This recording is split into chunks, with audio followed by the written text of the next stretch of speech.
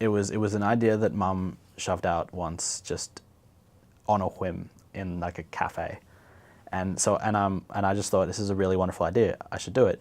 So a couple years ago, the one of the Jewish organizations closed down, the Jewish Folk Center, which is sort of like just a community center thing. They had a very large library, and they donated the entire library to the Australian Friends of Yiddish.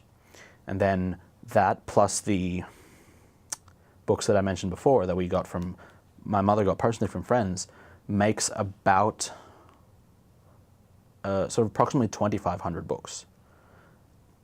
Basically, it started off because we need somewhere to store these books. The university has been very sort of reluctantly kind in letting us use one of their archive rooms, but we need to get them out, and I want them, especially after coming here and seeing this place, I want people to be able to get these books. I want them to be, I want them to live somewhere, and I want them to be able to be accessed by anybody who wants to, and but plus that, I want a place where Yiddish in Sydney can exist, because right now outside my house there isn't one.